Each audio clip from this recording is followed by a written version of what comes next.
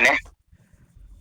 देखो योगेश जी, मैसेज देखने से काम नहीं चलना है। हम्म। यदि हम ऐसे भारत को जमीन पे उतारना चाहते हैं तो हम्म। मात्र संकल्प की शक्ति पैदा करना है। यदि हम हर रविवार को इकट्ठे होकर हाँ। ये समझें कि अच्छा भारत कैसा होगा, चाहे जी। वो दस्तावेज के माध्यम से समझें या वीडियो के माध्यम से समझें, और जी। फिर जो लोग एकत्रित हों उनसे ये पूछा जाए कि हाँ। क्या आपको अच्छा भारत चाहिए, और हाँ। यदि चाहिए तो कुछ नहीं करना है, केवल अच्छे भारत का संकल्प हर रविवार को दोहराना है। जी। इतना करने मात्र से हम्म। संकल्प शक्ति फलीभूत होगी और हम 100 करोड़ हो जाएंगे, वो भी ऐप के माध्यम से। जी। हम ऐप से जुड़े होंगे और ये ऐप 6 मेरिट लिस्ट बना रहा है। एक गांव की मेरिट लिस्ट, तो गांव का सरपंच जो है वो इसी मेरिट लिस्ट में जो नंबर 1 होगा अपने लोगों को जोड़कर वो गांव का सरपंच बनेगा। हम्म। शहर के मोहल्ले में जो नंबर 1 होगा वो हाँ। पार्षद बनेगा। हाँ। जो शहर में अपने लोगों को जोड़कर, वो भी अच्छे भारत के संकल्प के साथ जोड़कर, हाँ। जो शहर में नंबर 1 होगा वो मेयर बनेगा। जी। और जो ज़िले में अपने लोगों को जोड़कर ज़िले में नंबर 1 होगा वो जिला पंचायत अध्यक्ष बनेगा। यही स्थिति फिर प्रांत में है। प्रांत की मेरिट लिस्ट में नंबर 1 पे आने पर वो प्रदेश का मुख्यमंत्री बनेगा।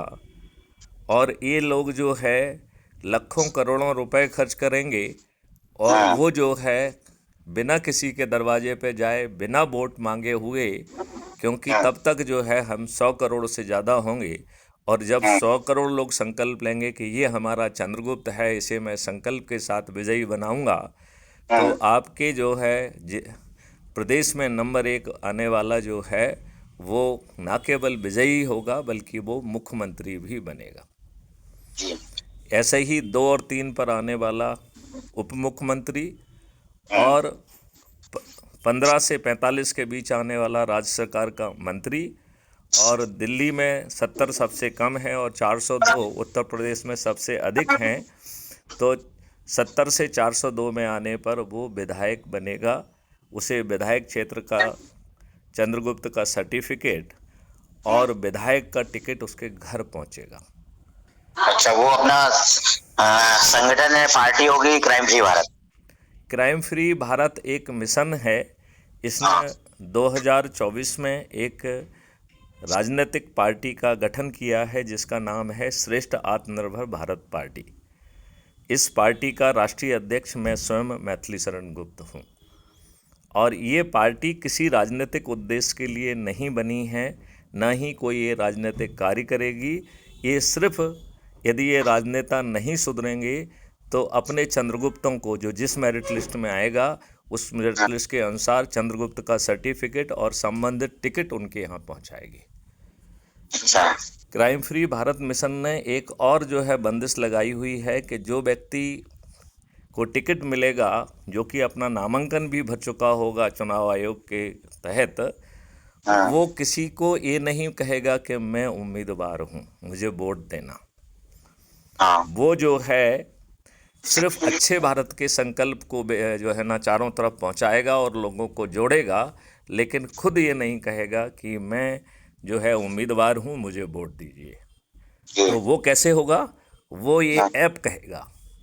जी। ऐप जो है संबंधित लोगों तक कौन चंद्रगुप्त है उसकी सूची पहुंचाएगा, ईवीएम मशीन में कौन से क्रमांक पर है ये पहुंचाएगा, चुनाव चिन्ह क्या है ये पहुंचाएगा। और फिर जो है क्राइम फ्री भारत मिशन से जुड़े हुए 100 करोड़ लोग अपने हाथों में तख्तियां लेकर निकलेंगे और कहेंगे कि हाँ। योगेश जो है जी हमारे चंद्रगुप्त हैं, मैं इन्हें संकल्प के साथ विजयी बनाऊंगा। तो योगेश जी मुझे बताइए, आपको किसी के दरवाजे पर वोट मांगने जाना होगा क्या? नहीं। यही स्थिति फिर देश के स्तर पर होगी। हम्म। देश में जो सबसे अधिक लोगों को जोड़कर उभरेगा वो इस देश का प्रधानमंत्री होगा। जो दूसरे और तीसरे नंबर पर रहेगा वो उप प्रधानमंत्री होगा। हाँ। जो 82 में आ जाएगा वो केंद्रीय मंत्री होगा। और जो 543 में आ जाएगा वो सांसद का, उस क्षेत्र का चंद्रगुप्त कहलाएगा। उसके घर पे सांसद का टिकट पहुंचेगा और उसे किसी के दरवाजे पर जो है वोट मांगने नहीं जाना है, क्योंकि वो हमारे ऐप के माध्यम से जुड़े होंगे। हम ऐप के माध्यम से उन्हें संकुचित करेंगे, उनकी प्रभात फेरियां निकालेंगे, और जब जो है वोट देने वाला खुद जो है आपका प्रचार करेगा, तो आपको किसी के दरवाजे पर वोट मांगने जाना होगा क्या? पता नहीं, वो तो वैसे ही जान जाएंगे लोग। Correct, correct. यहाँ एक मेरा प्रश्न पूछ सकता हूँ? इसके पूछने के पहले मैं एक चीज़ और कहना चाहता हूँ कि ये जी। लोग जो वोट खरीदते हैं, चूंकि वो 100 करोड़ में ढेर सारे हमारे वो गरीब लोग होंगे जो आज जो है इस आशा में कि आज वोटिंग है तो मुझे अच्छा खाना मिल जाएगा, मुर्गा मिल जाएगा, कुछ पैसे मिल जाएंगे, कुछ बर्तन मिल जाएंगे, कुछ साड़ी मिल जाएंगी, इस इसकी फिराक में रहते हैं। तो हम अपने ऐसे लोगों को जो कि तब तक क्राइम फ्री भारत मिशन के सदस्य बन चुके होंगे, उन्हें हम मायूस नहीं करेंगे। तो हम उनसे उल्टा कहेंगे कि ये राजनेता आए तो इन्हें भर भर के लूट लो, क्योंकि ये इनके पिताजी का जो है माल नहीं है। और इसके बाद फिर चंद्रगुप्त की तख्तियां लेके निकलो। बहुत सुंदर। आम के आम गुठलियों के दाम, जिन गरीबों के ये वोट खरीद रहे हैं वो इन्हीं के जो है ना पैसे को लूटेंगे, क्योंकि इनके पिताजी का नहीं है, और जीतेंगे हमारे चंद्रगुप्त। अब योगेश करेक्ट। जी, आप एक प्रश्न पूछना चाहते थे, अब आप पूछ सकते हैं। मेरा जैसे मेरी विधानसभा है, जी मतलब जिसमें मैं काम करता हूँ, होशंगाबाद और सिवनी मालवा विधानसभा में। जी। यहाँ पर क्या है, कुछ लोग बहुत पूर हैं और अनएजुकेटेड हैं, इलिटरेट हैं, तो वो ऐप चलाना भी नहीं जानते। जैसे ट्राइबल्स हैं, है ना, कुछ नॉन ट्राइबल। देखो, इसमें दो तरीके के लोग हैं। जी। एक तरीके के तो लोग वो हैं जिनके पास मोबाइल है, वो चलाना नहीं जानते, राइट। यस। दूसरे यस। लोग वो हैं जिनके पास मोबाइल भी नहीं है। तो हमने इन दोनों के लिए प्रक्रिया निहित की है। जिसके यस। पास नहीं है उनको तो जो है ना एक छोटा सा लिंक जा रहा है, क्लिक करके जुड़ जाना है। उनको यस। जो है ना, आप जैसे लोग जो है उन्हें जाके उनका जो है ना वो करके उन्हें समझा सकते हैं। उनके हाथ से थोड़ा सा अभ्यास करा देंगे तो करने लगेंगे, ठीक है। ठीक है ना। ठीक और है। दूसरी बात है कि वो अपनी समस्या भी पहुंचा पाएंगे, उन समस्याओं का निदान भी इसी ऐप के माध्यम से होगा, नंबर एक। दूसरी बात है कि जिनके पास मोबाइल ही नहीं है या बटन वाला मोबाइल है, जी। तो उसके लिए निदान ये है कि उस क्षेत्र में जिसके पास मोबाइल है उसे हम नोडल ऑफिसर कहेंगे, राइट। ठीक है। तो नोडल ऑफिसर उनके जो है एक भौतिक फॉर्म भर के उसे अपने उस पर अपलोड करेगा, राइट। और जी। हर सप्ताह उन लोगों के बीच में उसे जाकर उनकी मीटिंग लेना होगी। जो चीज़ ऐप के माध्यम से परोसी गई है उसे उनको वीडियो पे या वैसे सुनाना होगा, बताना होगा, और उनकी समस्या और उनकी बात जो है वहाँ से फीडबैक लेके या उन्हें अच्छे भारत का संकल्प दिलाने वाला जो है ना वीडियो बनाकर वो जो है हमारे पास टेलीग्राम ऐप से भेजना होगा।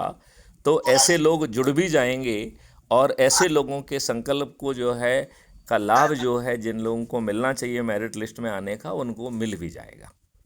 ठीक है।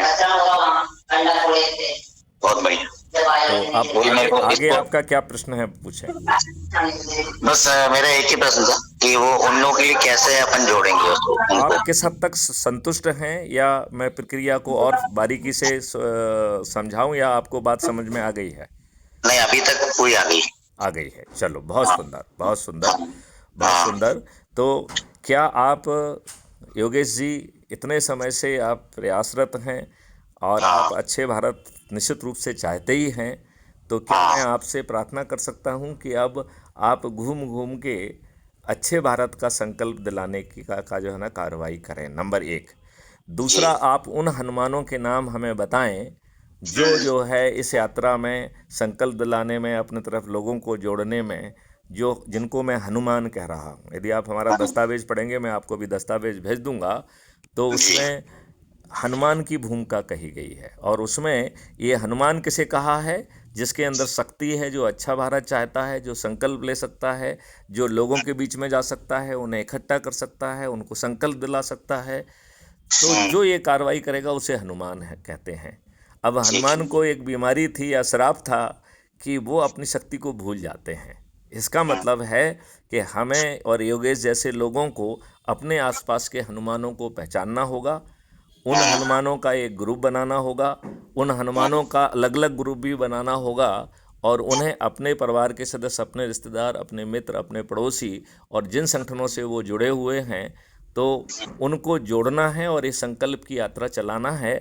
और जैसे जैसे हम हर रविवार को संकल्प लेंगे और वीडियो उसका जारी होगा और video crime free Bharat YouTube channel पर पब्लिश होगा, उतनी उतनी उसकी ऊर्जा बढ़ेगी और जब और वो संकल्प शक्ति में जो है वो पैदा हो जाएगी। यस। तो एक चीज़ जो है मैं इसमें प्रार्थना करना चाहता हूँ आपसे विशेष तौर पर कि जी। आप हनुमानों की सूची दीजिए हमें, और ठीक है। दूसरा जो है प्रति रविवार को रोटेशन के आधार पर संकल्प लेना है।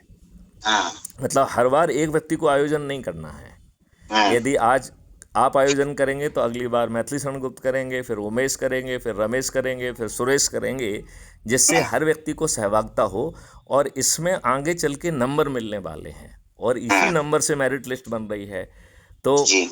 मेंबर को जोड़ने का भी जो 100 नंबर मिल रहा है वो 1 कर दिया जाएगा, राइट। तो और जो रविवार का आयोजन करेगा तो आयोजनकर्ता को 3 नंबर मिलेंगे, राइट। ठीक और ठीक जो है। उसमें आयोजन में सम्मिलित होगा उसे 1 नंबर मिलेगा। तो मतलब उसको ग्राउंड पे आयोजन या ऑनलाइन आयोजन? नहीं नहीं नहीं, ग्राउंड पर आयोजन करना है। उनके साथ में बैठकर जो है क्राइम फ्री भारत मिशन पे जो ऑलरेडी वीडियो हैं जिसमें 21 महालक्ष्य और 5 मौलिक अधिकारों को समझाया गया है, उसे सुने, या जो दस्तावेज है उसे पढ़कर सुनाएं और ठीक लोगों है। से पूछें कि ऐसा अच्छा भारत चाहिए क्या, या इसमें कुछ कमी दिख रही है तो वो बताइए, वो भी जोड़ लिया जाएगा। ठीक है। आप बताइए, ये जो प्रक्रिया मैंने समझाई है इससे हम पार्टी तंत्र के को जो है ना ऊपर पहुंच जाएंगे कि नहीं पहुंच जाएंगे? हमें जोड़ने वाला अच्छे भारत का संकल्प होगा, और अच्छे भारत का संकल्प है जहां पे हर व्यक्ति को रोजगार का मौलिक अधिकार होगा, और वो रोजगार भी उसके पोटेंशियल का रोजगार होगा। अभी जो आप लॉर्ड मैकाले की शिक्षा पा रहे हैं ये बदल जाएगी। आपको जो है आपके पोटेंशियल को रियलाइज करने वाले संस्कार, शिक्षा, हुनर और टेक्नोलॉजिकल इनेबलिंग ही शिक्षा के तहत दी जाएगी। यस। और माइलस्टोन के हिसाब से उनके सर्टिफिकेशन होंगे, राइट। तो पोटेंशियल तक जाने की यात्रा को जो है ना छोटे छोटे माइलस्टोन में बांटा जाएगा। हर माइलस्टोन का एक शिक्षा होगी और हर माइलस्टोन के लिए एक सर्टिफिकेट भी होगा। उसी के आधार पर जैसे आप माइलस्टोन बढ़ते जाएंगे, तो जैसे मान लो आपने छोटा किया तो वो पहला माइलस्टोन आपका मिडिल क्लास हो गया, राइट। यदि आपने दूसरे माइलस्टोन की शिक्षा पाली तो आप हायर सेकेंडरी हो गए। तीसरे माइलस्टोन की शिक्षा पाली तो आपको जो है ना बैचलर्स डिग्री दे दी जाएगी। चौथे माइलस्टोन की शिक्षा में आपको मास्टर्स डिग्री दे दी जाएगी। 5वें माइलस्टोन की यात्रा में आपको जो है फिलॉसफी का वो दे दिया जाएगा। अगले बार जो है ना फिर आपको पीएचडी की डिग्री दे दी जाएगी। तो उसमें आपसे किसी विषय पर रिसर्च भी कराई जाएगी और पीएचडी की डिग्री मिलेगी, और उसके साथ ही आपका पोटेंशियल का रियलाइजेशन भी होगा। तो देखो, इसको यदि बारीकी से योगेश जी अपन समझें तो फिर जो आज रोजगार के लिए कॉम्पिटिटिव एग्जामिनेशन हैं वो नहीं होंगे। क्यों? क्योंकि हर व्यक्ति का पोटेंशियल आइडेंटिफाई करके उसको जो है उसकी स्पेसिफिक शिक्षा दी जाएगी। यस। वो व्यक्ति को जो है हर माइलस्टोन पर फिर 6 महीने उसको बहुत सतत अभ्यास कराकर उसको सर्टिफिकेट ऑफ एक्सीलेंस दिया जाएगा, और फिर वो ओपन मार्केट में जॉब के लिए नहीं जाएगा। उसके लिए उसके माइलस्टोन के हिसाब से उसको राष्ट्रीय संपदा के निर्माण में उसको ऑलरेडी जगह होगी। तो उसे सिर्फ जो है ना ये डिसाइड करना है कि भाई इतनी जगहों पर जो है ना माइलस्टोन वन की जगह उपलब्ध है, आप इनमें से कहाँ जाना चाहेंगे, तो वो भी आपकी सुविधा से होगा। तो आप देखिए कितने फायदे हो गए आपको। पहले आज तक किसी ने, योगेश जी, किसी का पोटेंशियल नापने की कोशिश की कि आज तक नहीं की है। तो पहली बार हम व्यक्ति का पोटेंशियल नापेंगे। अभी तक तो आदरणीय ये होता है कि जैसे मान लो कोई पोटेंशियल लीडर है या कोई उम्र में बड़ा है, तो वो क्या करता है, उसको दबाने का प्रयास करता है। मैंने देखा अभी 99% लोग ऐसे ही करते हैं, पोटेंशियल को पहचान नहीं पाते। एक्चुअली मैं उसको मैं एक मिनट लेट मी फिनिश। हाँ। जैसे मैं बीजेपी संगठन मंत्री बना, संघ से हूँ, भगवत शरण माथुर ने मुझे राष्ट्रीय संगठन, मुझे संगठन मंत्री बना दिया, चुनाव संगठन सहायक। ओके। दिल्ली कार्यालय पर श्याम जाजू, पंडित राम प्यारे पांडे सब बोलते थे कि योगेश या तो आप रामचंद्र हो या राम हो। राम प्यारे पांडे जी ने मुझसे कहा। ओके। मेरे सत्ते पे संगठन मंत्री बनाया। शिवराज सिंह के पहले दिन झूठ पकड़े। और मैं जो जो कहता हूँ, मेरा आप देखो, मेरी वाणी आप देख लो, मैं जो जो कहता हूँ वो होता है। अभी मैं आपको प्रूफ के लिए आगे जो बोलूंगा वही होगा जी। मैंने 240 से 243 सीट बोला और मैंने कहा 100 सीट पे बीजेपी मैनिपुलेशन करेगी। हाँ, तो देखिए 13% डेटा उड़ीसा और आंध्रा में बढ़ाया। इसलिए पहले दो चुनाव आयोग ने 12वें दिन प्रेस कॉन्फ्रेंस की। तो शाम को कहती 50% वोटिंग हुई, 11 बजे बोलती रात को 56%, फिर उसके 2 दिन बाद कहती 63%, 13% बढ़ा दिया। और पहले 2 राउंड में बीजेपी की सीट ज्यादा आती है। तो एडीआर कहता एसोसिएशन फॉर डेमोक्रेटिक रिफॉर्म्स, जिसमें प्रशांत भूषण ये सब लोग हैं, जगदीप चौकर जी प्रोफेसर है ना, शास्त्री जी हैं, तो ये कहता है कि भाई 79 सीट पे क्या, मैं कहता हूँ 100 सीट पे मैनिपुलेशन है। नहीं तो बीजेपी की 143 सीट से सर कभी ज्यादा नहीं आएगी, ना ही कांग्रेस की। नहीं, लेकिन देखो सवाल बीजेपी और भाजपा या जो है कांग्रेस या सपा और बसपा का नहीं है, सभी राजनीतिक पार्टियां सभी मेरा भी ये मतलब है के चट्टे बट्टे हैं और इनमें से कोई भी आपको अच्छा भारत देने की स्थिति में नहीं है। और ये तो आपको ये भी नहीं बता रहे हैं कि इन्होंने अंग्रेजों से कितनी साठगांठ की है। इन राजनेताओं ने आपके साथ, देश की जनता के साथ शुद्ध विश्वासघात किया है। डरे हुए अंग्रेजों से, मैं आपको डॉक्यूमेंट्री प्रूफ भेजूंगा जो ये बताता है कि ये अंग्रेज कितने डरे हुए थे। इनका जो कमांडर इन चीफ आचनलेक था, उसने इनको एक पत्र लिखा कि चारों तरफ बगावती तेवर हैं, यदि आप आज़ाद हिंद फौज का ट्रायल ड्रॉप नहीं करेंगे तो एक चीज़ आप समझ लेना कि आप भारत से सुरक्षित बच के नहीं भाग पाएंगे, आप यहीं पे बूचर कर दिए जाएंगे। ये लिखा उसने। और किसको लिखा उसने?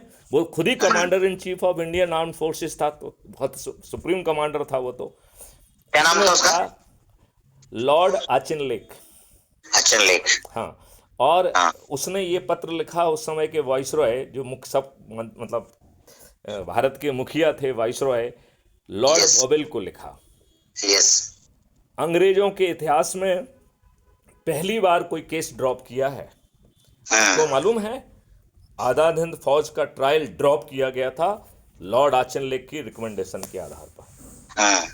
और फिर इसी लॉर्ड आचनलेक ने एक प्लान बनाया जिसका नाम रखा था एग्जिट प्लान। मतलब विषम परिस्थितियों में हमें इस देश को छोड़ के भागना पड़े तो हम किन मुट्ठी भर अंग्रेजों के साथ इस देश को कैसे भागेंगे, उस प्लान का नाम था एग्जिट प्लान। अब बताइए, इससे बड़ा कोई दस्तावेजी साक्ष्य हो सकता है कि अंग्रेज कितने डरे हुए थे? नहीं। देखो, तीसरा साक्ष्य मैं बताता हूं कि इन्होंने जो है 1948 में इस देश को छोड़ने का विचार बनाया था। इतने बगावती तेवर थे कि उसके 10 महीने पहले ये इस देश को छोड़ के भाग गए। हमने ऐसे डरे हुए अंग्रेजों से साठगांठ की, दुष्टता की, सुभाष चंद्र बोस के साथ विश्वासघात किया और इन्हें प्रतंत्रता को खरीदने के लिए 700 करोड़ रुपए दिए। ये बात मुझे अभी जो है आरबीआई की बैलेंस शीट से मालूम पड़ी 1947 की। तो इन हमारे दुष्ट राजनेताओं ने 700 करोड़ रुपए अंग्रेजों को दिए। आपको मालूम है किस चीज के लिए दिए? किसके लिए? 2 कंपोनेंट हैं उनके। एक कंपोनेंट है, जिन अंग्रेजों ने आपको लाठियां भांजी आपके ऊपर, आपके वयोवृद्ध लाला लाजपत राय को जो है बीच सड़क पर जो है ना कूट कूट के मार डाला, जिन्होंने शांति से बैठे हुए लोगों को चारों तरफ से, चारों दरवाजे मतलब चारों तरफ से रास्ते बंद करके जलियांवाला बाग में हमें गोलियों से भून डाला, ऐसे अंग्रेजों को ताउम्र पेंशन के साथ ससम्मान इन्हें जो है सम्मान के साथ भेजा गया। सभी अंग्रेजों को ताउम्र पेंशन कैलकुलेट करके दी गई है। ये 700 करोड़ का एक कंपोनेंट था। ये कौन से सन तक दी गई आखिरी? उनसे। 1947 में एक साथ कैलकुलेट करके दे दिया गया आरबीआई की। अच्छा, इकट्ठा, हाँ, लास्ट तक का दे दिया हुआ। हाँ हाँ हाँ, पूरा कैलकुलेट करके एक साथ दे दिया, बात का कोई लफड़ा ही नहीं। अच्छा, हाँ। और दूसरा जो कंपोनेंट था कि हम्म, अंग्रेजों ने जो हमारी ही धन से, हमारे ही श्रम से जो भवन बनाए थे, राष्ट्रपति हम्म, भवन से लेके पार्लियामेंट से लेके जितने भी भवन बनाए थे, उन हम्म, सब की एग्जैजरेटेड कीमत कैलकुलेट करके 700 करोड़ बनी। और वो 700 करोड़ इन दुष्ट राजनेताओं ने अपने पिताजी की संपत्ति समझते हुए अंग्रेजों को दे दिया। मेरा योगेश जी आपसे अनुरोध है कि क्या इनके पिताजी की संपत्ति थी, क्या इनके बाप नहीं, का माल था ये 700 करोड़ रुपए? नहीं। इन्होंने देश की जनता को क्यों नहीं बताया ये? हम्म। मतलब अच्छा, एक और मुझे डेटा मैंने पढ़ा था कहीं। जी, ये शशि थरूर ने भी किताब लिखी, उसमें एग्जैक्ट डेटा लिखे, $45 ट्रिलियन के आसपास वो बनता जो अंग्रेज लूट के ले गए। तो आज की डेट में एक तो वो होता लगभग है चार वो हजार लूट के ले गए जिसके पास आपके ऊपर कोई कंट्रोल नहीं था, जैसे उन्होंने आपकी ग्राम स्वराज्य को अंग्रेजों ने तोड़ा, ये बहुत कम लोगों को मालूम है। और बताइए महात्मा गांधी की कितना दुष्टता है, वो कहते हैं हम ग्राम स्वराज, ग्राम स्वराज। ये उन्होंने नहीं कहा कि अंग्रेजों ने ग्राम स्वराज कैसे तोड़ा और हम उसे अब पुनर्स्थापित करेंगे। उन्होंने ऐसा कॉन्सेप्ट दे दिया जैसे ग्राम स्वराज जो है ना महात्मा गांधी जी का कॉन्सेप्ट हो। महात्मा गांधी जी का कॉन्सेप्ट था क्या ये? नहीं। तो हम लोग कितने तुष्ट थे। गीता हम्म, का जो है वो है कि अहिंसा परमो धर्मा। और उसी हम्म, गीता का दूसरा उसमें उसी श्लोक का दूसरा हिस्सा है कि धर्म से हिंसा तदेव चा। धर्म की हम्म, रक्षा के लिए जो हिंसा की जाए वो अहिंसा से भी श्रेष्ठ है। हम्म, तो महात्मा गांधी ने ऐसा कैसे कह दिया कि अहिंसा उनका कॉन्सेप्ट है, और उन्होंने दुष्टतापूर्वक वो दूसरी लाइन छिपा दी कि धर्म की रक्षा के लिए की गई हिंसा वो अहिंसा से श्रेष्ठ है। तो क्या महात्मा गांधी जी दोगुले चरित्र के व्यक्ति नहीं थे? है ना। तभी तो गोडसे ने मारा। और गोडसे भी दोगले चरित्र का था, इसलिए जज और जल्लाद ने उसको फांसी पे लटकाया। इसका अब इन बातों डबल में ना स्टैंडर्ड। जाएं, अपन अपन अपने नहीं, मूल एक नहीं, विषय एक पे। मिनट, एक मिनट, मैं जनरलाइजेशन बता रहा हूँ। जिसकी कथनी मैं आपको ये और बताऊं। एक तरह, एक लाइन बस। हाँ, जिसकी कथनी और करनी में अंतर नहीं होगा उसे कोई मार नहीं सकता, उसकी मृत्यु उसके चाहने से होती। इतिहास उठा लीजिए। जिसकी भी कथनी और करनी में अंतर रहा, जो संसार की भलाई के लिए काम नहीं करेगा निस्वार्थ, निष्कपट, निश्चल और निष्काम भाव से, उसका कहीं ना कहीं उसको भोगना है। बस आप बोलिए आगे। तो मेरा निवेदन ये है कि इन राजनेताओं ने दुष्टतापूर्वक स्वतंत्रता खरीदी, एक ऐसा संविधान बनाया जिसका 80% हिस्सा गवर्नमेंट ऑफ इंडिया एक्ट 1935 से लिया। हमारे पूजनीय बाबा आम्बेडकर जी ने बड़ी मेहनत करके विभिन्न जो है ना संविधानों का अध्ययन करके उनके अच्छे अच्छे हिस्से जैसे fundamental right, directive principle of state policy जैसे अच्छे अच्छे प्रावधानों को उन्होंने खोजा और उस 20% में संजोया। इन दुष्ट राजनेताओं ने बाबा आम्बेडकर के उन प्रावधानों का उल्लंघन करते हुए 55 कानून बना डाले। 55 कानून। तो ये राजनेता तो दुष्ट हैं। लेकिन बाबा बाबा अम्बेडकर की भी तो कथनी और करनी में अंतर था। अरे इन बातों में ना जाएं अपन, उसने जो अच्छा, अच्छा हाँ, किया उसकी उसकी सराहना करो ना। ठीक है, वो ठीक है। भगवान तो नहीं है ना। हाँ, हाँ, यही मैं कह उन रहा परिस्थितियों उनके में जो जो कुछ किया उतना अच्छा किया। और हाँ, नाम हम भी। और आप भगवान है, इन परिस्थितियों में हम और आप जो कुछ कर रहे हैं वो अच्छा ही है। हाँ, तो हम चरित्रों का छिंद्रान्वेषण करने की बजाय किसी ने जो थोड़ा बहुत भी अच्छा किया उसकी उसकी पूछ। देखिए हम लोग तो उसमें हैं कि स्वान निंद्रा, तो मतलब पक्षियों में पशुओं में कहीं पे भी कोई अच्छी चीज़ दिखी तो हमने उसे उस बात के लिए गुरु मान लिया। तो हमें तो जो है संस्कार में मिला है कि हम बुराइयां नहीं देखते हैं, अच्छाइयों को देखते हैं और अच्छाइयों को पूछते हैं और कहते हैं कि सार सार को गह लिया थोथा दे उड़ाए।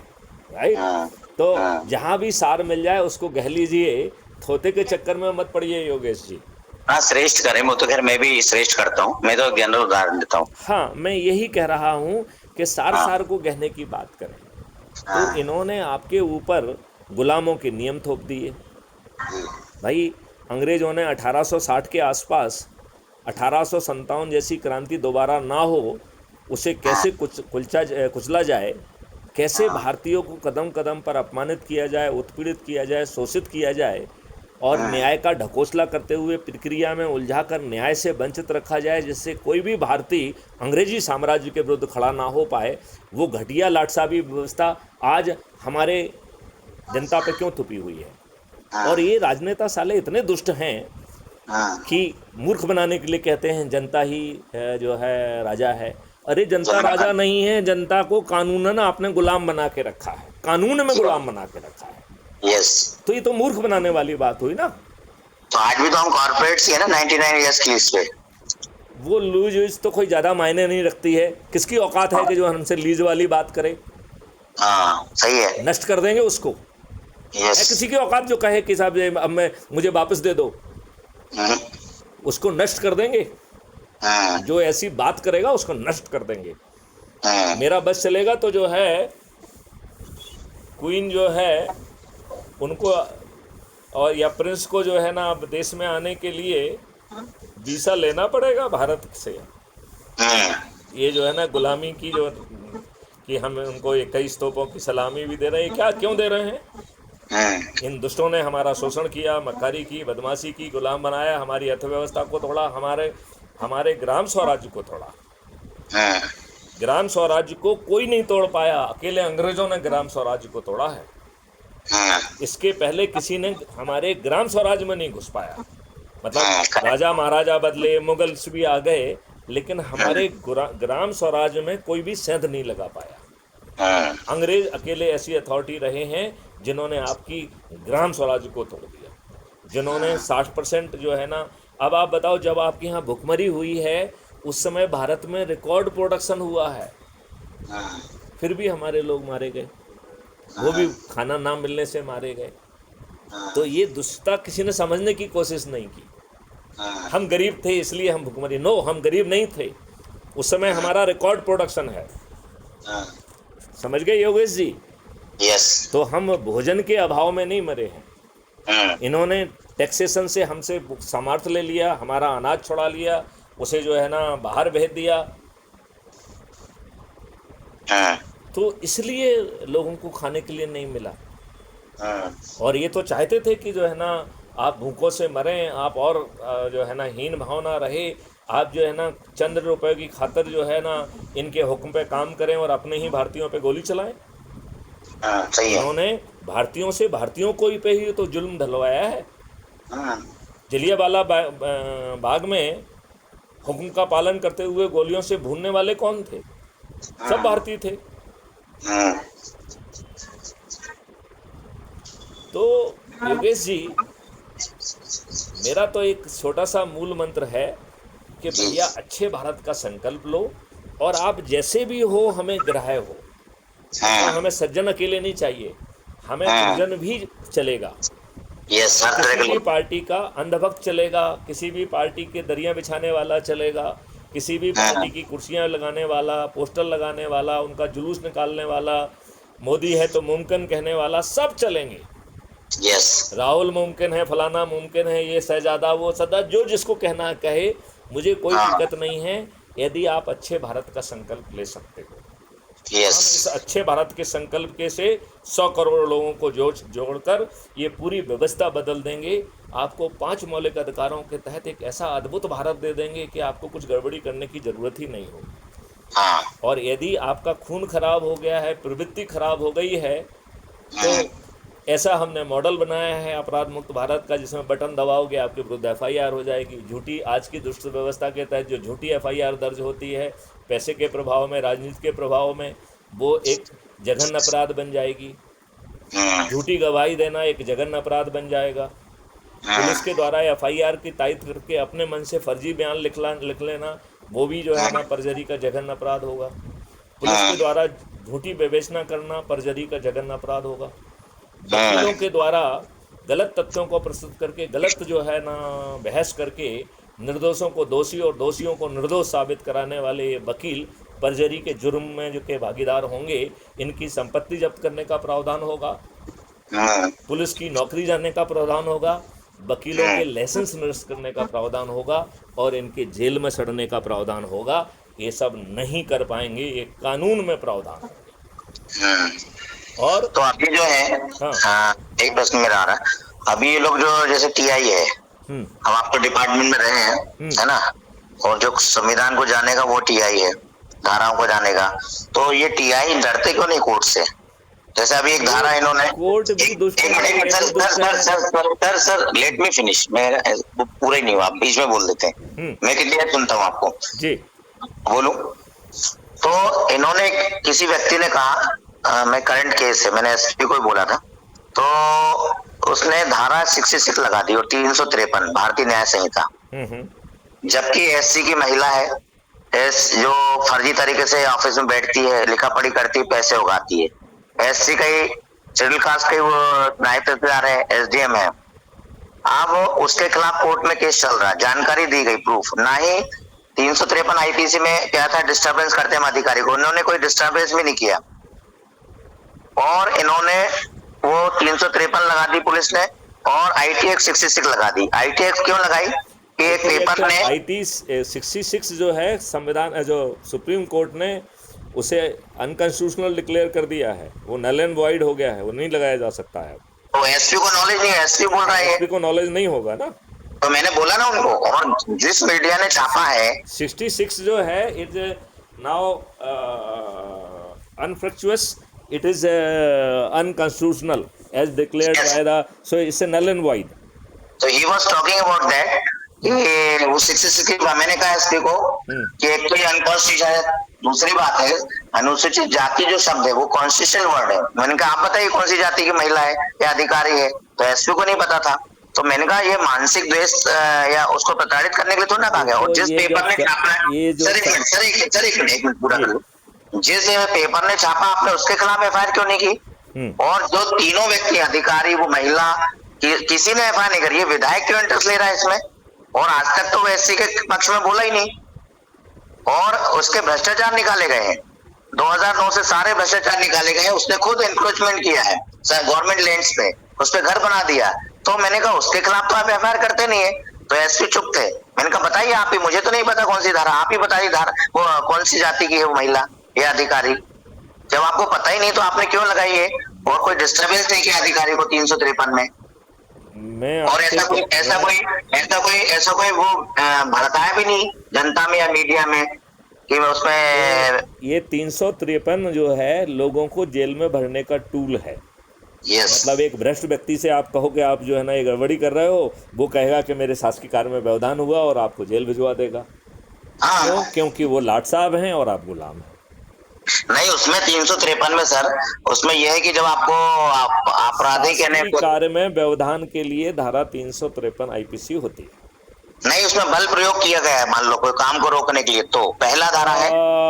शासकीय कार्य में व्यवधान वर्ड का यूज है, तो उसमें बल प्रयोग होना जरूरी नहीं है। नहीं, उसमें 3 सेक्शन है, 1, 2, 3। हाँ, लेकिन व्यवधान इन जनरल भी पर्याप्त है।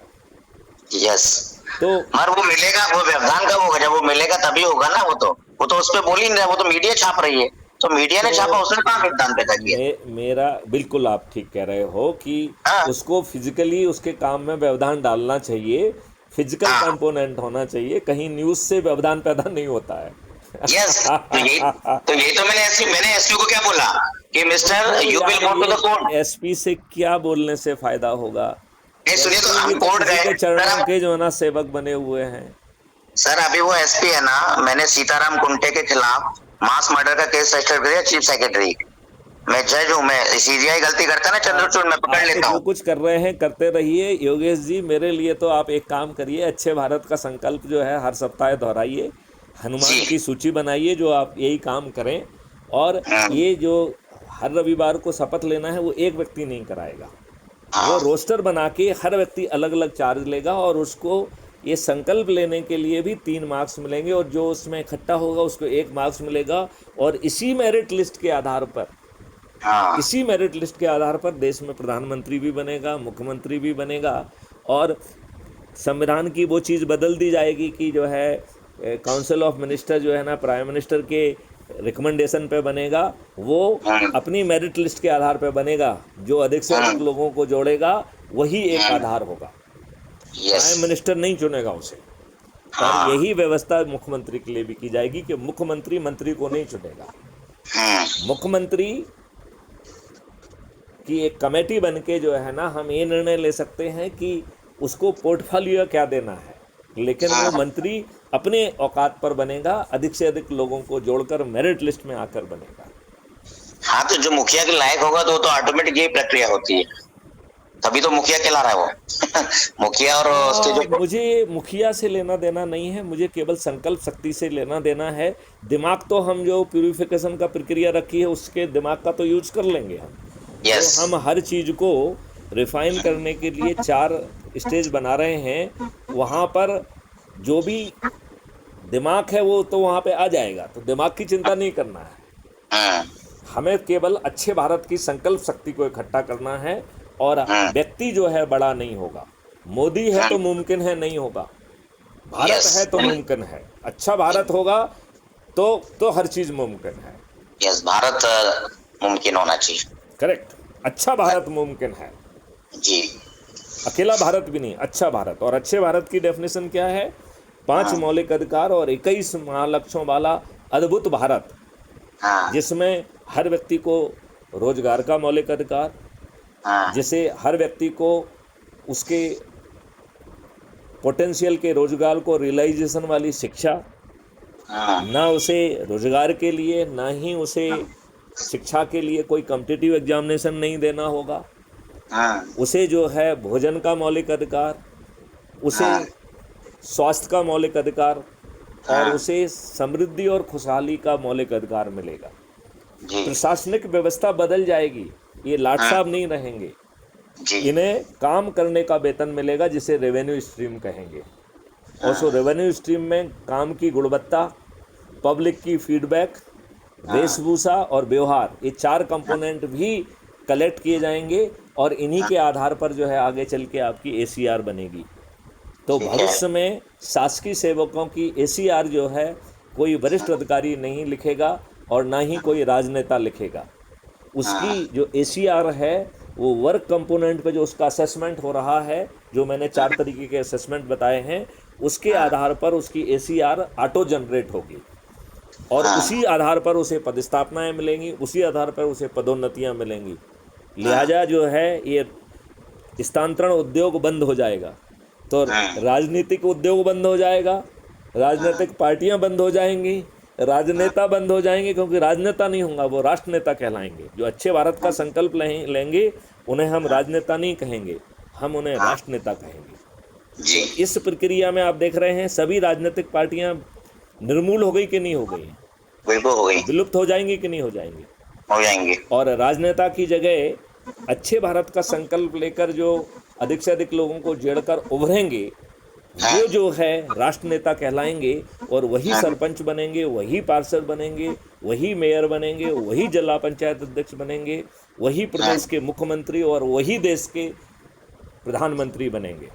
हाँ, इसमें कोई संदेह आपको योगेश जी समझ में आ रहा है क्या?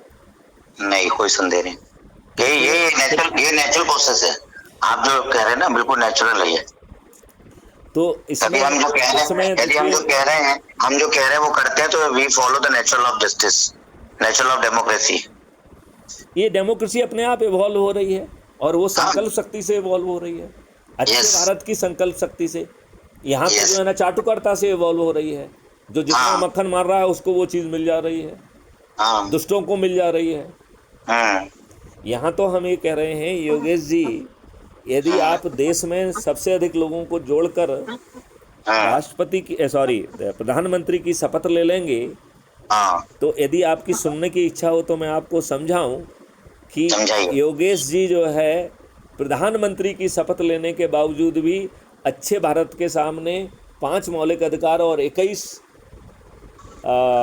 महालक्ष्यों के सामने शपथकृत योगेश जी एक अत्यंत ही बौने प्राणी होंगे जी। शपथकृत प्रधानमंत्री जी। आप प्रधानमंत्री की शपथ ले चुके हैं जी। आप यदि हमें कहें तो मैं इसको विस्तारित करूं। समझाइए। बिल्कुल। अच्छा, तो इसमें जो है हम पार्लियामेंट्री रूल में थोड़ा सा चेंज कर देंगे, विधानसभा के बिजनेस रूल्स में थोड़ा सा चेंज कर देंगे। अब आगे चल के विधानसभा या पार्लियामेंट में ना तो कोई विधायक विधेयक कोई भी चीज़ जो है वो सीधे नहीं लाई जा सकती है। ना विधायक ला सकता है, ना जो है कोई मंत्री ला सकता है, ना मुख्यमंत्री ला सकता है, ना प्रधानमंत्री, ना उप प्रधानमंत्री, ना ही काउंसिल ऑफ मिनिस्टर के मिनिस्टर, और ना ही सांसद। जो भी वो मसौदा चाहते हैं वो मसौदा बना के उन्हें एक पारदर्शी प्रक्रिया के तहत गुजारना होगा। इस पारदर्शी प्रक्रिया के 4 अंग हैं। पहला स्टेज है कि जिस विषय वस्तु पे आप कर रहे हैं उसमें जिन लोगों ने अपनी ज़िंदगी लगा दी है उनका ट्रांसपेरेंट तरीके से इम्पैनलमेंट होगा और उसे टास्क फोर्स कहा जाएगा। तो जो ये मसौदा है, चाहे मैथिली शरण गुप्त के जो 21 महालक्ष्य और जो टेक्नोलॉजी और जो चीज़ बनाई है वो भी मैथिली शरण गुप्त जो है किसी पर थोप नहीं पाएंगे। मैथिली शरण गुप्त को वो मॉडल जो है सबसे पहले जिन्होंने अपनी ज़िंदगी लगाई है ऐसे लोगों को पारदर्शी तरीके से पहचान के उनका एम्पैनलमेंट होगा और उन्हें टास्क फोर्स कहा जाएगा। ये मसौदा टास्क फोर्स के पास जाएगा और टास्क फोर्स एयर कंडीशन कमरे में बैठ के बात नहीं करेगा। वो जो भी बात करेगा वो लाइव रिले होगी और उसे दुनिया सुनेगी और आप उस पर प्रश्न भी पूछ पाएंगे। ये प्रक्रिया 15 दिन तक चलेगी और इस महामंथन से जो चीज़ निकल के आएगी उससे मैथिली शरण गुप्त का जो मॉडल्स है उसमें पहली डिग्री का सुधार किया जाएगा। नाउ दूसरे चरण में ये रिफाइंड मॉडल जो है वो सब्जेक्ट एक्सपर्ट के पास जाएगा। तो सब्जेक्ट एक्सपर्ट का भी पारदर्शी तरीके से इम्पेलमेंट होगा और ये मॉडल रिफाइंड मॉडल जिसका एक रिफाइनमेंट हो चुका है ये रिफाइंड मॉडल उसके पास पहुंचेगा और वो भी जो है खुले मंच पर लाइव ब्रॉडकास्ट के जरिए जहां लोगों के विचार भी आएंगे, लोग प्रश्न भी पूछ पाएंगे। 15 दिन तक ये दूसरा महामंथन चलेगा और उस महामंथन से जो चीज़ निकल के आएगी उससे दूसरी डिग्री का रिफाइनमेंट होगा। फिर पब्लिक जो कि भाषाओं में, जातियों में और क्षेत्रों में फैली हुई है, चूँकि उन्हें ज़्यादा समय चाहिए तो आम जनता को 45 दिन का समय मिलेगा और वो भी लाइव चर्चा होगी। उन्हें कुछ नहीं कहना है, उन्हें केवल अपनी चिंताएं, अपनी शंकाएं, अपनी कुशंकाएं और उनके टूटे फूटे शब्दों में जो 2-4 सुझाव उनसे बन पड़ते हैं वो उन्हें देना है और उस पर भी विचार होगा, उस पर भी मंथन होगा। सभी लोग जो है ना ये भी लाइव चलेगा और इस 45 दिन के जो महामंथन से जो चीज़ निकल के आएगी उससे तीसरी डिग्री का रिफाइनमेंट होगा।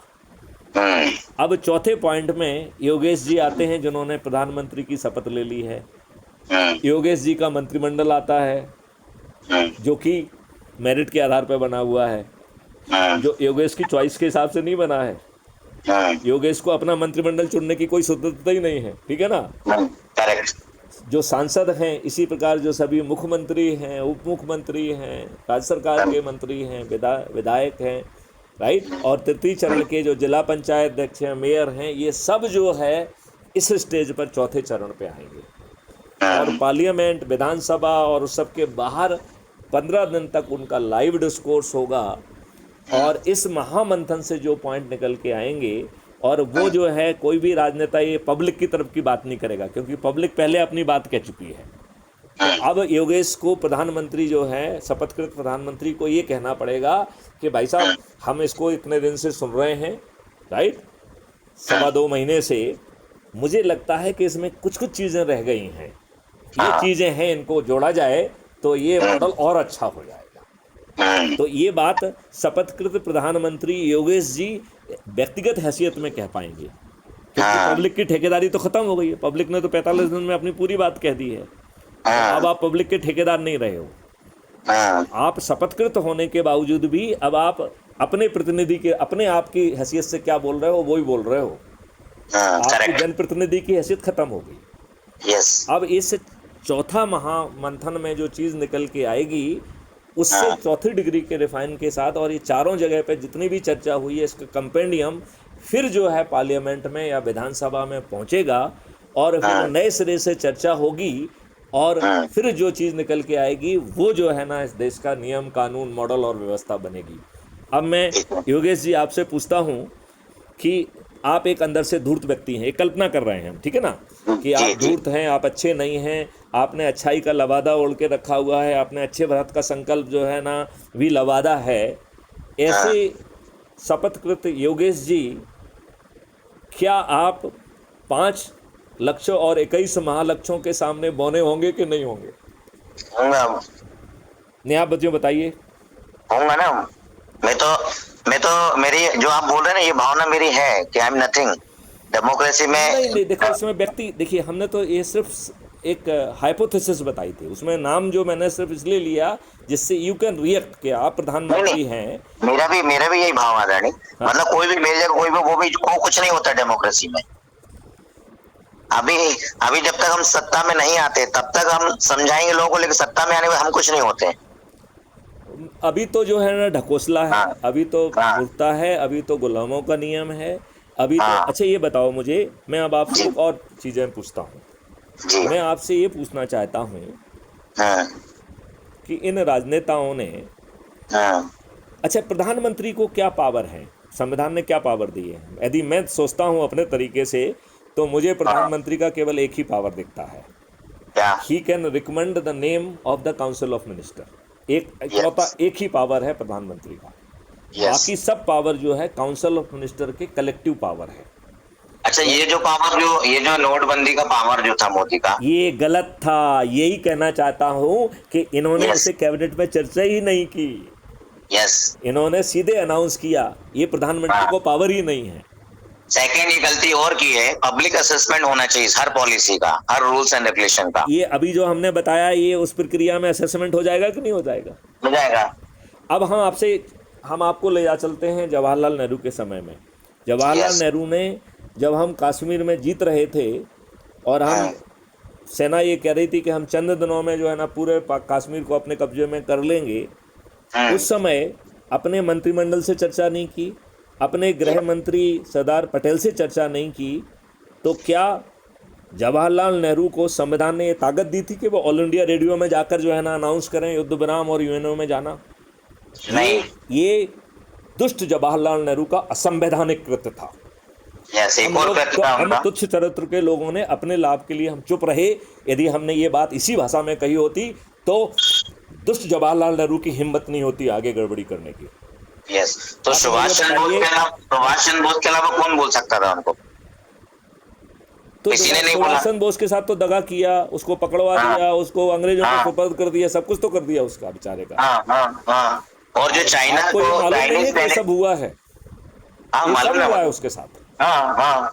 मतलब he was caught, he was handed over Yes. To Britishers. Yes, उसमें गांधी का भी रोल था, सरदार वल्लभ का भी, इन सबका रोल है। नहीं, मेरा बड़ा सिंपल कहना है कि सबसे बड़ा दोष हमारा है कि हम अपने छोटे मोटे लाभ के लिए इनके जो है चरण सेवक बने हुए हैं, इनका स्तुति गान कर रहे हैं। हम संविधान की ठीक ढंग से विवेचना नहीं कर रहे हैं। हमें मोदी है तो मुमकिन है कहने में लज्जा नहीं आ रही है। इस देश का संविधान आपको अनुमति ही नहीं देता है कि मोदी है तो मुमकिन है, काउंसिल ऑफ मिनिस्टर है तो मुमकिन है। बात समझ रहे कि नहीं समझ रहे? यस बिल्कुल। और हम तो कह रहे हैं ये पावर आपके अंदर होना ही नहीं चाहिए कि आप काउंसिल ऑफ मिनिस्टर, तभी तो चर्चा होगी। यदि आप अपने प्यादों को इकट्ठा कर देंगे तो क्या चर्चा होगी? जो प्यादा जो है ना, जो प्यादा गलत बोलेगा उसको आप बाहर कर दोगे उठा के। हाँ सर, एक पॉइंट और है जी कि जब चाइनीज अटैक कर रहे थे तिब्बत पे, जी। तो उस समय तिब्बत की सेना जीत रही थी उनसे, लेकिन एक रसद की जरूरत पड़ी, तो नेहरू जी ने बिना काउंसिल ऑफ मिनिस्टर से पूछा, वो रसद बारला होता है, बारला एक भोजन होता है, तो बारला चाइनीज नहीं खाते हैं, तो चाइनीज को रसद पहुंचाएगी नेहरू जी ने। ये भी एक गलत काम किया था। मेरी जानकारी में नहीं है, लेकिन यदि ऐसा किया है तो मैं इसकी भर्त्सना करता हूँ। यस। हालांकि मेरी जानकारी में नहीं है, मैं इस बात को कॉन्फेस करता हूँ। हाँ, तो तभी तो वो आगे बढ़े थे, नहीं तो वो बढ़ ही नहीं पाते, खा नहीं पाते थे। तो ये तो दुष्टता है ना। फिर आप जो है, आपको यूनाइटेड नेशन के सिक्योरिटी काउंसिल में जगह मिल रही है, आप जो है ना बिना मंत्रिमंडल में चर्चा किए आपने किस अथॉरिटी से मना किया कि हमें नहीं चाहिए, इससे चाइना नाराज हो जाएगा? वैसे सर मैं बताऊं, जो प्राइम मिनिस्टर होना चाहिए वो चाणक्य को ही होना चाहिए, चंद्रगुप्त को नहीं होना चाहिए। अरे यार, इस चक्कर में मत रहो। हमने तो आपको प्राइम मिनिस्टर बना के आप गड़बड़ी करने की स्थिति में नहीं हो तो आपको क्या प्रॉब्लम है फिर? हमें बात मेरी और आपकी नहीं है, जो कॉन्सेप्ट है ना, मैं हम ये कह रहे हैं कि ये नया कॉन्सेप्ट काम करेगा ना। हाँ हाँ जहाँ पे ये आप कोई काम कर ही नहीं पाओगे बिना रिफाइनमेंट प्रक्रिया में। तो एक व्यक्ति ने मुझसे पूछा कि जी ये तो आपकी बड़ी लंबी रिफाइनमेंट प्रक्रिया है, 2-2.5 महीने लगेगा, तो हाँ इमरजेंसी सिचुएशन में कैसे डील करेंगे? मैंने कहा हाँ बड़ा आसान है, हाँ इमरजेंसी घोषित करना होगी और इमरजेंसी के नियम होगा कि जो भी आप निर्णय होगे उसके लिए अकाउंटेबल होगे, नहीं तो जेल जाओगे, आपको जो है ना जेल में भेज दिया जाएगा। हाँ, तो आप इमरजेंसी में ठीक निर्णय लेंगे, नहीं तो जेल जाने के लिए तैयार रहिए। यस तो बताइए, आपका इमरजेंसी में जो है ना सब लोग अकाउंटेबल होकर काम करेंगे। अभी तो बताओ कितनी दुष्टता है। देखिए, इमरजेंसी के दौरान जो कुछ भी गड़बड़ी हुई वो श्रीमती गांधी ने तो नहीं की है, हाँ वो तो हम जैसे प्यादों ने की है। हम्म, तो हम जैसे प्यादों ने अपने लाभ के लिए की है। हमने यदि इन प्यादों को प्रोसिक्यूट करने का नियम बनाया होता तो दोबारा जो है ना कोई भी शासन में बैठा व्यक्ति अपने जो है ना प्रशासनिक तंत्र का दुरुपयोग नहीं कर पाता। आज तो आरोप ही यही है कि नहीं प्रधानमंत्री जो है ना खुलकर जो है ना प्रशासनिक तंत्र का, चुनाव आयोग का, ईडी का, सीबीआई के, सबका जो है ना दुरुपयोग कर रहे हैं। यही है ना कि नहीं है? यदि आपने अकाउंटेबिलिटी का कोई नियम बना दिया होता, और जैसा मैं कह रहा हूँ ऐसी एसीआर का सिस्टम होता जहाँ एसीआर कोई लिख नहीं पाता, और कंडक्ट रूल में लिखा होता कि यदि कोई ऊपर वाला गलत निर्णय लेता है तो कंडक्ट रूल के तहत आपकी जिम्मेवारी है कि आप उसे रिप्रेजेंट करेंगे, नहीं तो गलत निर्णय के लिए आप भागीदार होंगे, आप जेल जाएंगे। यस आप बताइए, पूरी डायनामिक्स बदल जाएगी।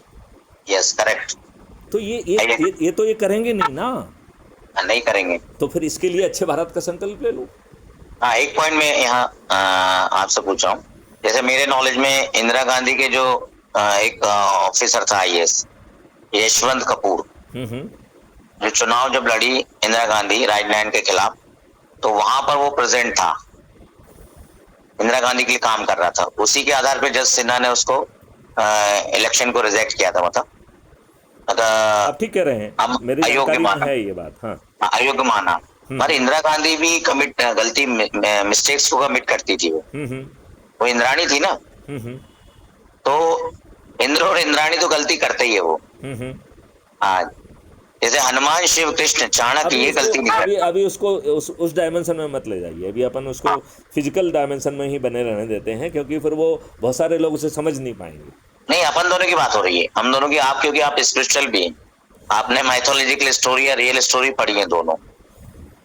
तो जैसे आपने कहा इंदिरा गांधी गलती नहीं थी, इंदिरा गांधी तो गलती है। हम जैसे लोग गलती नहीं करेंगे आप और हम, लेकिन हमने अन्य लोग गलती करेंगे। हमने जो संविधान में गलत संशोधन हुए उनको ठीक नहीं किया, नंबर 1। हाँ, नंबर 2 जो है, हमने अकाउंटेबिलिटी का एक सिस्टम नहीं लाया कि हर कोई अकाउंटेबल होगा, चाहे वो अधिकारी हो, चाहे वो जज हो, चाहे वो कोई भी हो। अकाउंटेबिलिटी का एक सिस्टम हम ले आते, एक्ट ऑफ अकाउंटेबिलिटी ले आते, फिर किसी की औकात नहीं होती कि आपको गलत निर्णय देता, किसी की औकात नहीं होती कि गलत एफआईआर लिख लेता, किसी की औकात नहीं होती कि गलत विवेचना कर लेता, किसी की औकात नहीं होती कि गलत बहस करता। तो वो औकात तो हम ही ने पैदा की है। क्यों? क्योंकि हमें गुलामों वाला शासन चाहिए, क्योंकि तभी तो हम लाट साहब कहलाएंगे। यस, आपने सब्स्टिट्यूट ऑर्गेनाइजेशन नहीं पैदा किया उनके खिलाफ, जैसे आप जो कर रहे हैं ना। हाँ, किसी के खिलाफ कुछ नहीं करना है, अपने कंडक्ट की अकाउंटेबिलिटी लाना ही हमारे लिए पर्याप्त है। यस, वो इनडायरेक्टली मतलब अगेंस्ट ही होता ना। नहीं, यदि आप सही निर्णय ले रहे हैं तो आपके पक्ष में होगा। वो तो अकाउंटेबिलिटी है, आपने ठीक ढंग से काम किया है। यस, तो आपने ठीक निर्णय लिया तो आपके पक्ष में भी तो जाएगा ना वो। हाँ, वो किसी के फॉर अगेंस्ट नहीं है। It is for the good, it is for the accountability, it is for the fairness, it is for the goodness, it is for the good intention. Yes. तो योगेश जी, अब इस वार्तालाप का विराम का समय आ गया है, लगभग 1 घंटे की वार्तालाप हो गई है। हाँ, तो अब मैं आपके साथ काम करने को तैयार हूँ। चलिए। और सेकंड पॉइंट है कि मैं चूंकि ग्राउंड लेवल पे काम कर रहा हूँ, ट्राइबल्स के बीच काम कर रहा हूँ। आप तो अच्छे भारत का संकल्प दिलाते जाओ बस, और मुझे वीडियो भेजते जाओ। हाँ, और जिनके पास मोबाइल नहीं है या बटन वाला मोबाइल है, उनका एक फॉर्म बना लो, उनको जो है ना अच्छे भारत का संकल्प दिलाओ, और एक नोडल ऑफिसर का हमारे पास प्रारूप होगा, बल्कि इसमें दिया हुआ है ऐप में ही। आप उसमें जाएंगे अबाउट द कम्युनिटी, तो उसमें दिया हुआ है। और मैं खोज के जो है ना वो सब चीज़ें पहले से ड्राफ्टेड हैं। तो नोडल ऑफिसर का संकल्प है उसमें, जो व्यक्ति है उसका एक फॉर्म भर के जो है ना उसको हम शपथ दिला लें, और उसका लाभ भी हम जो है ना जो शपथ दिलाएगा उसको नोडल ऑफिसर को देंगे। बात समझ रहे हैं ना आप? बिल्कुल। तो यदि ऐसा कर पाएंगे तो देखो हम ये राजनीतिक पार्टियों को विलुप्त करने में सफल हो जाएंगे कि नहीं हो जाएंगे? हो जाएंगे। आप बताओ, राजनेता विलुप्त हो जाएंगे कि नहीं हो जाएंगे? वो तो कल सब खत्म हो जाएंगे। राष्ट्र नेता अपने आप उभर के आ जाएंगे कि नहीं आ जाएंगे? वो तो समय आ ही गया ना। तो ये जो समय चल रहा है ना 1917 वाला चल रहा है।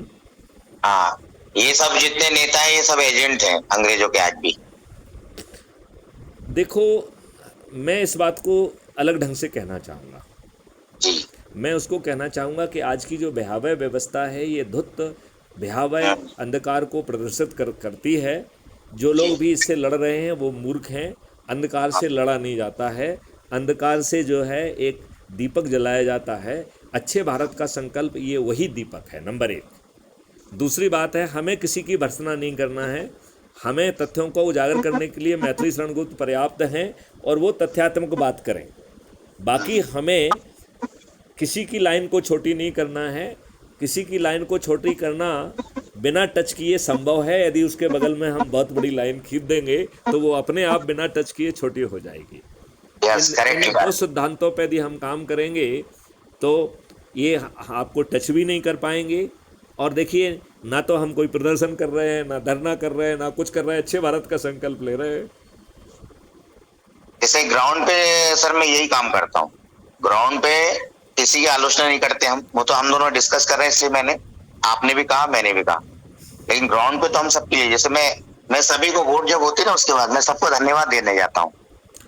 आप तो जो है ना हर रविवार को या जहाँ कहीं भी लोग इकट्ठे हों उस समय उनको अच्छे भारत का संकल्प दिलाओ। और अच्छे भारत क्या है वो डॉक्यूमेंट अभी हम आपको भेज देते हैं, तो उसे पढ़ के सुनाओ और उनसे पूछो कि भैया ऐसा ही भारत चाहिए क्या, और यदि इसमें कुछ कमी हो तो बता दो। तो वो कमी है यदि कुछ समझ में आती है तो वो मेरे पास भेजो, मैं उसे इसमें जोड़ लूँगा। ठीक है ना? नंबर 2 जो है उसका वीडियो बना के आपको हमारे पास भेजना है, तो हम उसे यूट्यूब चैनल पर पब्लिश करेंगे और ये टेलीग्राम ऐप के माध्यम से भेजना है। अच्छा, वीडियो में क्या पूछना आपने कौन से? कुछ नहीं, मैं अच्छे भारत का संकल्प लेता हूँ।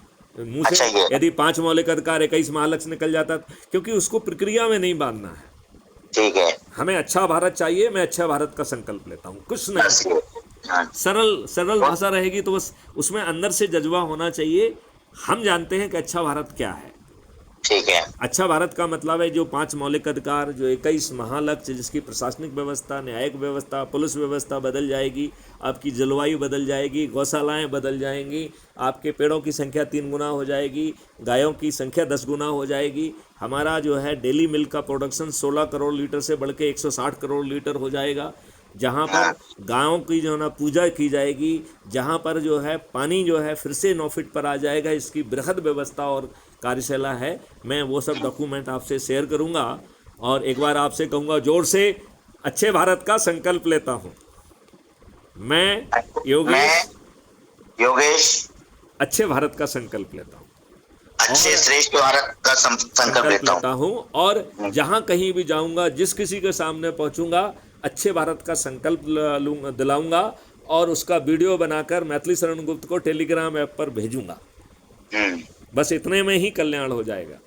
ठीक है, बहुत बढ़िया। चलिए, जय हिंद, जय भारत, वंदे मातरम, जय गुरुदेव। जय भारत, वंदे मातरम, जय गुरुदेव।